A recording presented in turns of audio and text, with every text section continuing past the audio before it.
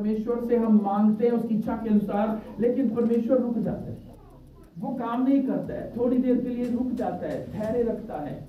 वो आपको धैर्य रखना सिखाता है, आपको इंतजार करना सिखाता है। कभी कभी हम मांगते हैं और सोचते हैं कि मुझे अभी मिल जाए, और मैंने तो उसकी इच्छा के अनुसार मांगा है, और अभी मिल जाए और अभी हो जाए। कभी कभी प्रभु ऐसा नहीं करता है, वो रुक जाता है, स्टे करता है।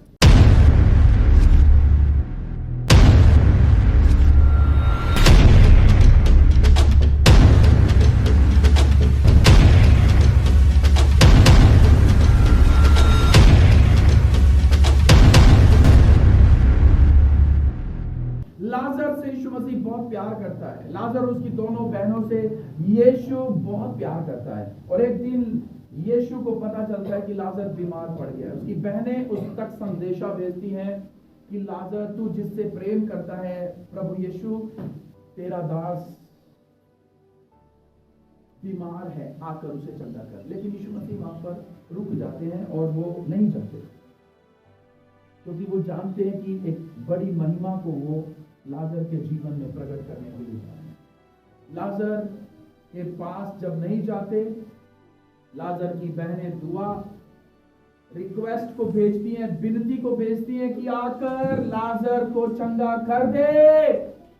Hallelujah, hallelujah. क्या यीशु मसीह की इच्छा नहीं थी कि उसको चंगा करे?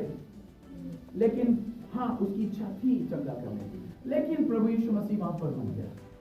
कभी कभी परमेश्वर से हम मांगते हैं उसकी इच्छा के अनुसार, लेकिन परमेश्वर रुक जाता है, वो काम नहीं करता है, थोड़ी देर के लिए रुक जाता है, धैर्य रखता है। वो आपको धैर्य रखना सिखाता है, आपको इंतजार करना सिखाता है। कभी कभी हम मांगते हैं और सोचते हैं कि मुझे अभी मिल जाए, और मैंने तो उसकी इच्छा के अनुसार मांगा है, और अभी मिल जाए और अभी हो जाए। कभी कभी प्रभु ऐसा नहीं करता है, वो रुक जाता है, स्टे करता है, ताकि वो आपके मांगने से बढ़कर ज्यादा अपनी महिमा इस दुनिया के लोगों के ऊपर प्रकट करें। आमीन, आमीन। और आपको वो दे जो आपके मांगने से भी बढ़कर है। Hallelujah, hallelujah, hallelujah, hallelujah. जो मरियम ने, जो मगदली ने, जो मार्था ने नहीं सोचा था, बस उनका केवल यही मांग थी कि हमारे भाई को चंगा कर दे। लेकिन यीशु मसीह तो, उसका भाई जो बीमार था वो मर गया, और यीशु तो उस काम को करने के लिए आया था जिसे इंसान नहीं कर सकता है। अर्थात उस मरे हुए लाजर को यीशु जिंदा करना चाहता था। Hallelujah, hallelujah. वो संसार के ऊपर ये प्रकट करना चाहता था कि लोग जाने कि यीशु के पास पुनः जिंदगी देने का भी अधिकार है। Hallelujah, hallelujah. मौत ही सत्य नहीं है। हाँ, मौत यीशु के आने से पहले सत्य थी, लेकिन अब मौत को हराने वाला, मौत के ऊपर अधिकार करने वाला इस दुनिया में आ चुका है, और उसका नाम यीशु मसीह है। और वो आया, और जब वो लाजर मर गया तब वो आया। जब लोगों के आशा चली गई, जब उनकी बहनों की आशा चली गई, तब यीशु मसीह आया। और मालूम है वो आकर क्या करता है? उसने कहा, लाजर को कहां रखा है? वो 4 दिन से मरा हुआ था, कब्र में दफना दिया गया था। और पुरानी कब्रें ऐसी हुआ करती थी कि चट्टान खोदकर बनाई जाती थी, आगे पत्थर रख दिया जाता था, और उस कब्र के अंदर लाजर था। और यीशु मसीह ने कहा, मैं लाजर की कब्र पर जाना चाहता हूं, और यीशु वहां गया।